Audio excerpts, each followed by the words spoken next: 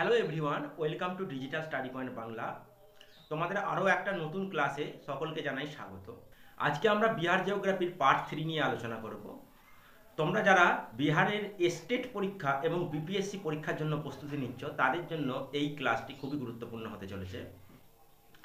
প্রথমেই বলে রাখি, আমরা বিহার জিওগ্রাফির পুরো সিলেবাস ভিত্তিক কয়েকটি সিরিজে আলোচনা করব বলেছিলাম। এর আগে আমি দুটো ক্লাস অলরেডি দিয়ে দিয়েছি। বিহারের লোকেশন, বিহারের ইম্পর্টেন্ট সিম্বল সম্বন্ধে প্রথম ক্লাসটা ছিল। দ্বিতীয় ক্লাসটি ছিল বিহারের ফিজিওলজিক্যাল স্ট্রাকচার বা ফিজিওগ্রাফিক অফ বিহার, যাকে বলে বিহারের ভূপ্রকৃতি সম্বন্ধে। আজকে আমরা এই ক্লাসে জিওলজি অফ বিহার অর্থাৎ জিওলজিক্যাল স্ট্রাকচারটা আমরা দেখে নেব। যারা প্রথমের ক্লাসগুলি করোনি তারা অবশ্যই করে নাও। এই ভিডিও ডেসক্রিপশানে সমস্ত ক্লাসের লিঙ্ক পেয়ে যাবে। এছাড়া এখানকার কী ধরনের কোশ্চেন হয়, প্রিভিয়াস ইয়ারে কী ধরনের প্রশ্ন এসেছিল, সেই সমস্ত ক্লাসগুলো দেওয়া রয়েছে। প্রত্যেকটা বিষয়ের সিলেবাসও দেওয়া রয়েছে, তোমরা অবশ্যই দেখে নিও। চ্যানেলে নতুন হয়ে থাকলে অবশ্যই চ্যানেলটি সাবস্ক্রাইব করে দিও।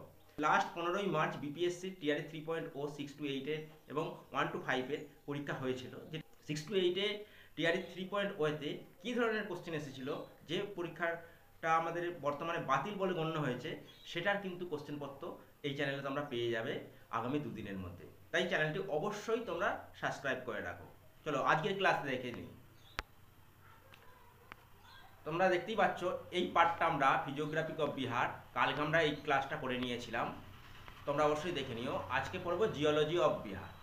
Geology of Bihar, geology of Bihar অর্থাৎ জিওলজিক্যাল স্ট্রাকচার যদি আমরা দেখি, এখানে প্রধানত 4 ধরনের শিলা লক্ষ্য করা যাচ্ছে। দেখো, তোমরা মানচিত্রে দেখতে পাচ্ছ এই অংশটা হচ্ছে টার্সিয়ারি শিলা, এই অংশটা হচ্ছে কোয়াটারনারি শিলা, এইটা হচ্ছে বিন্ধিয়ান শিলা, আর এটা হচ্ছে ধাওয়ার শিলা। এই 4 ধরনের রক সিস্টেম দেখা যাচ্ছে: Dharwar rock system, Vindhyan rock system, tertiary rock system এবং কোয়াটারনারি রক সিস্টেম। তা এখানে আমি পরপর এজ ওয়াইজ তোমাদের সাজিয়ে দিয়েছি, অর্থাৎ তোমরা দেখতে পারো উপরের দিকে ওল্ড আর নিচের দিকে যত আসবে তত নিউ রক সিস্টেম বা নবীনতম রক সিস্টেমটা দেখতে পাবে। তাহলে এজ অনুযায়ী সবচেয়ে পুরাতন কোনটি? ধাওয়ার রক সিস্টেম, তারপরে বিন্ধিয়ান রক সিস্টেম, তারপরে টার্সিয়ারি রক সিস্টেম, সর্বশেষে অর্থাৎ সবচেয়ে নবীনতম সেটা হচ্ছে কোয়াটারনারি রক সিস্টেম। এইবার এই রক সিস্টেম কোন কোন অঞ্চলে, কোন কোন জেলায় গঠিত, এখানে কোন কোন শিলা বা কোন কোন খনিজ দ্বারা অবস্থান করছে, সেটা তোমাদের জেনে নিতে হবে। এবার ধাওয়ার রক সিস্টেম, যে কোনো রক সিস্টেমের নামকরণের পেছনে তার একটা যুক্তি থাকে। ধাওয়ার রক সিস্টেম এই অঞ্চলটা কেন বলা হচ্ছে? কারণ এই রক সিস্টেমটার প্রথম যে জন্ম বা প্রথম নিদর্শন যেটা খুঁজে পাওয়া গিয়েছিল, সেটা হচ্ছে ভারতবর্ষের কর্ণাটক রাজ্যের ধাওয়ার ডিস্ট্রিক্টে। তাহলে এই রক সিস্টেমটা দেখা যাচ্ছে কোথায়? কর্ণাটক জেলার ধাওয়ার অঞ্চলে। কর্ণাটক জেলার ধাওয়ার যে ডিস্ট্রিক্ট রয়েছে, সেই ডিস্ট্রিক্টে প্রথম এই রক সিস্টেম দেখা গিয়েছিল। তাই এই রক সিস্টেমের নাম দেওয়া হয়েছে ধাওয়ার রক সিস্টেম। অর্থাৎ এই ধরনের শিলাতত্ত্ব ভারতবর্ষের যে যে প্রান্তে দেখা যাবে বা অন্যান্য স্থানে দেখা যাবে, সেই সেই স্থানে কিন্তু রক সিস্টেমটা ধাওয়ার রক সিস্টেম নামে পরিচিত হবে। তাহলে এটা প্রথমত ওল্ডেস্ট একটা রক সিস্টেম, তোমরা অনস্ক্রিন দেখতেই পাচ্ছ। এটা সৃষ্টি হয়েছে আজ থেকে 3100 থেকে 2100 মিলিয়ন বছর আগে। এই রক সিস্টেমের মধ্যে যে যে শিলাগুলো রয়েছে, কোয়ার্টজাইট, ফিলাইট, নিস, সিস্ট, সেল এবং স্লেট। এই রক সিস্টেম প্রধানত ডিস্ট্রিক্ট অফ ঔরঙ্গাবাদ, গয়া, নওদা, জামুই আর মুঙ্গের, এই সমস্ত জেলাগুলোতে দেখা যাচ্ছে। নেক্সট আসছি আমরা বিন্ধিয়ান রক সিস্টেম। এটা এজের দিক দিয়ে দ্বিতীয়তম রক সিস্টেম, অর্থাৎ সবচেয়ে প্রাচীনতম হচ্ছে ধাওয়ার রক সিস্টেম। এরপর আসছে বিন্ধিয়ান রক সিস্টেম। এটির সৃষ্টি হচ্ছে আজ থেকে প্রায় 130 থেকে 600 মিলিয়ন বছর আগে।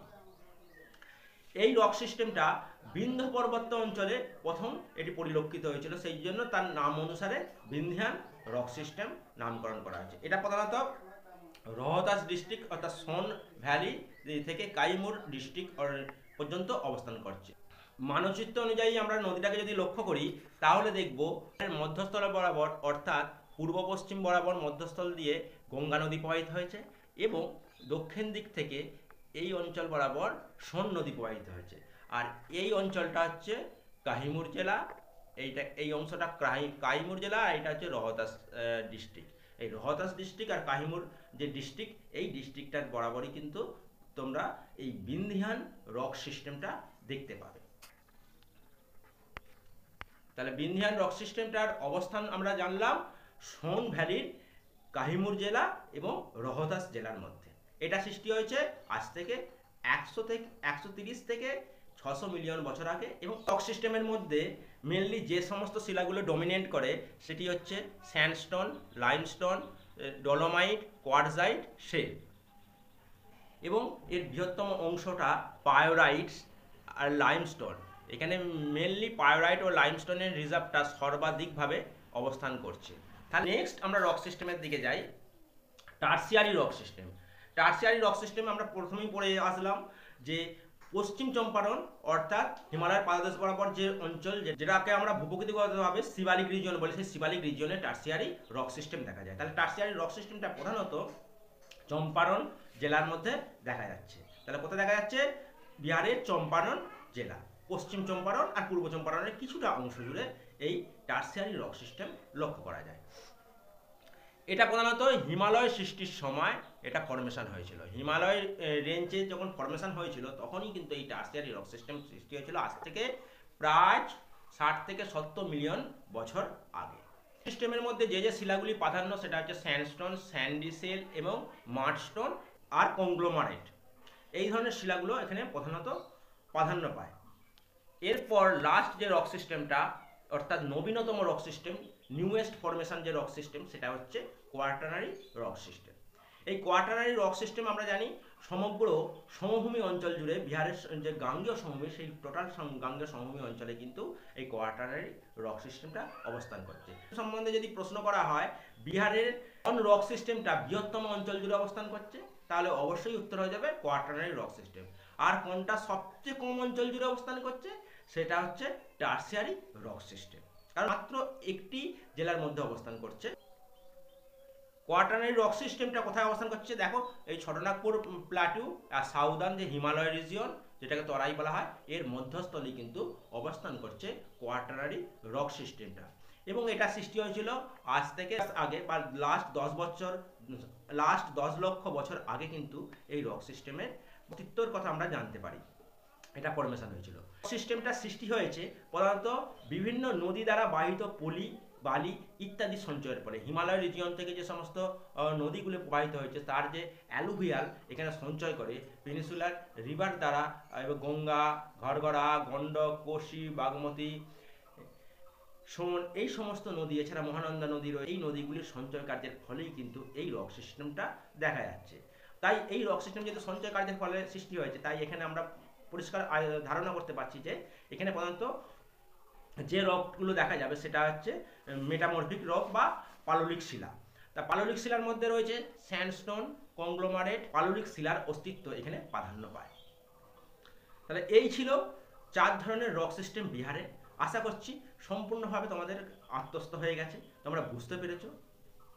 যদি এই সংক্রান্ত আর কোনো সমস্যা থেকে থাকে তাহলে অবশ্যই কমেন্ট করে জানাবে। আর ক্লাসগুলো কেমন লাগছে সেটা জানাতে কখনোই ভুলবে না। চ্যানেলে নতুন হয়ে থাকলে অবশ্যই চ্যানেলটি সাবস্ক্রাইব করো এবং তোমরা অবশ্যই ভিডিওটা নিজেদের বন্ধু বান্ধবের মধ্যে শেয়ার করে দাও। পরের দিনে আমরা নেক্সট ক্লাসে যেটা জানবো বা পড়বো সেটা হচ্ছে ক্লাইমেটোলজি অফ বিহার বা বিহারের ক্লাইমেটটা, বিহারের জলবায়ু নিয়ে।